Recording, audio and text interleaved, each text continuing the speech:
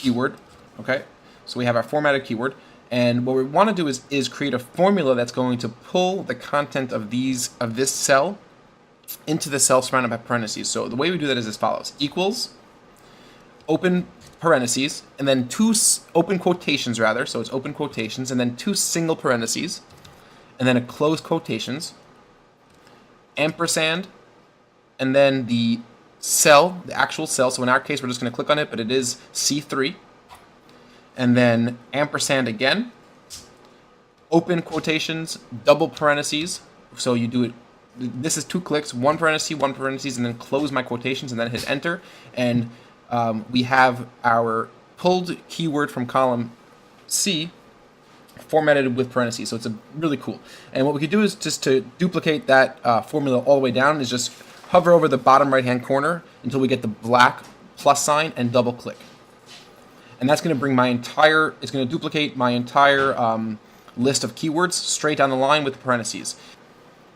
Now, once I have this set up with, I did this with phrase match, I want to go ahead and duplicate the same thing with exact match. So I'm going to go back to my filter over here and only select exact match. And I'll select exact and deselect phrase.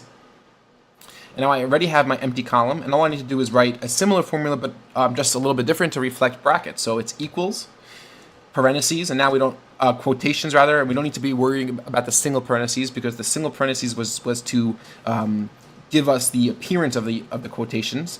So for the brackets, all it is open quotations, open bracket, open quotations, ampersand, our column, our cell, which is C4 in this case, because keep in mind we have the filter on, ampersand, close quotations, close brackets, close quotations, we hit enter, and we have our keyword surrounded by brackets in the appropriate exact match format. And another way, instead of double clicking on the bottom right hand corner of the cells, we could grab it and drag down until we hit the bottom of our keyword list, let go, and all of our formatting will be intact. So it's really, really cool. And if we expand column B, just to get a clear sense, we see all of our keywords are now paired really nicely. And we could then go back to removing our filter. And in this column, we have our new phrase match and our phrase match and formatted exact match keywords. One thing we do need to do though is remove the formula. So when we want to go ahead and copy this into Microsoft, when we want to copy this into Google AdWords, we don't want to be copying formulas. So all we need to do is select this column, Command C to copy, and then paste. And then we hit this little icon and we hit values only. If you select values only, then we actually get the value, the text with the brackets and parentheses, and we don't need to bring in, we won't be bringing in the actual formulas. Now there's a lot of ways to clean this up even further just with the Excel formatting, but this is not an Excel course, so we don't need to work on that right now. We have the information on this sheet that will allow us to start building our ad groups. And that's what we really want to start doing now. We've created themes, we've created all the variations for each one, and we've also done a good job at creating our thematically related groups of keywords. So we have our ad group separated. We're targeting very, very thoughtfully specific, modern, rolling, colorful, all these specific attributes, themes, basic product identifiers, however you feel you want to perceive or relate to them. And we're looking like we're in really good shape to start rebuilding our ad groups in more thoughtful and more detailed ways that will allow us to be much more relevant.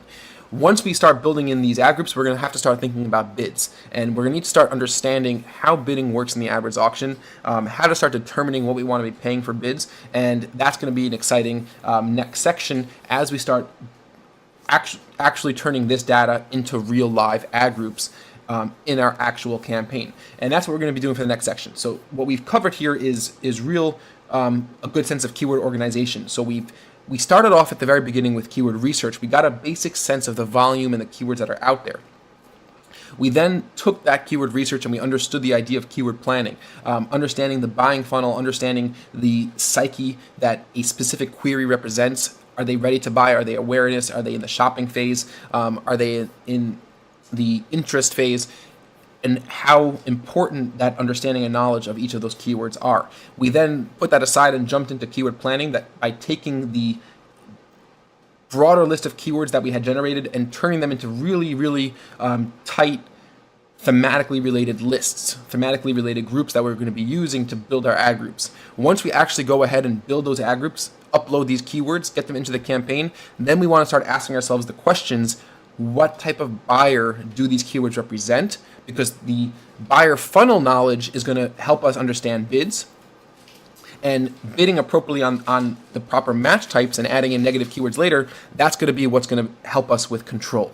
So I hope that all of these pieces are starting to fit together. It's not a very linear step-by-step sort of process. They're all intermingled and interlaced with each other. So that's why it might be confusing. But I think the way we laid it out here was as clear and as sensible of an approach as possible. And we're not done with it yet. There's still a lot more to talk about, a lot more pieces of the jigsaw puzzle to put together. And once we start talking about bids and how to bid differently on each match type and how to go ahead and structure the campaigns, the ad groups, and how to develop additional ad groups based on buyer funnels, then I think the whole thing is going to come together. So excellent job on this so far. We're going to be back in Excel later, and the next video we're going to pick up in the AdWords dashboard, actually creating new ad groups. Thanks so much for watching, guys, and we will talk to you soon.